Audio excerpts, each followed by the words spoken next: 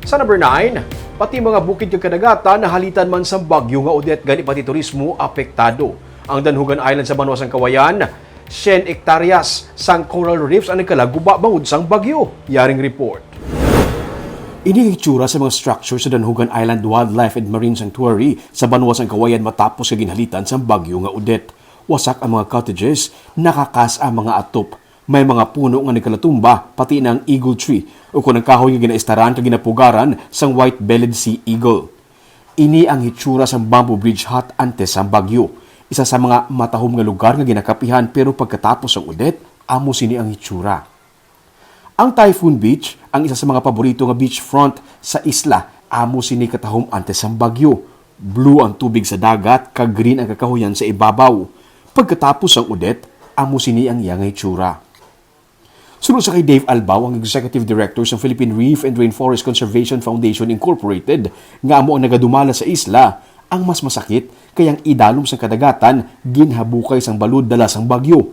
Mga 100 ka hektarya sang coral reefs ang nagkalaguba, kag tinuig ang kinahanglan para ma-rehabilitate ini.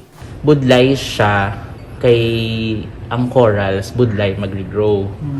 So syempre all of the years of protection efforts, when you see it, it becomes sentimental for many. Ang masubo-sunod sa iya kay hindi lang turismo ang apektado, kundi ang palangabuhian sa mga mangingisda nga nagasalig sa baybayon ang apektado man.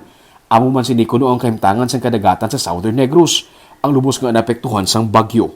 Ang climate change ang isa sa mga ginalantaw nga rason kun nga nagalala ang mga bagyo. Ini ang dako nga mensahe nga dala sa aton kag nagakadapat nga halungan kag i-preserve kung ano ang mayara kita. This is also a call, wake up call gid siya climate event siya. So amo man na ang mensahe sang mga lugar like Danhugan nga gabago ang klima, makita tagid very obvious gid sa mga places like small islands like Danhugan kung anong effect sang climate change. Kaya wala labot sang super typhoons nga na-create sang isa ka nagakambyo nga klima. May coral bleaching manatabo mo last year, meaning gaputi ang coral sa kainit sang seas. Ang super typhoon, gakusog siya because naga-warmer pagid ang dagat. Yara sa 2 ka milyon ka pesos ang damage sa mga structures pero hindi maisip kag matakos ang halit sa coral reefs. Pero pareho sa mga taga Southern Negros, porsigido ang tanan nga liwat magbangon. Nagkapasalamat sila kay 39 ka mga artist nga nagupod sa The Island is Calling, isa ka fundraising exhibit kung saan ang proceeds sini magakadto sa pag-rebuild ng Danhugan Island. Kalabanan sa mga artworks ang nahimo sa circle ng mga canvas. Sunod sa kay Charlie Ko, isa sa mga exhibitor, daw parehos lang nga nagasakay ka sa barko kag nagatamo sa circle nga bentana kung imo lang tawon ang exhibit. It's like kalibutan, no? It's like how we see the world, no?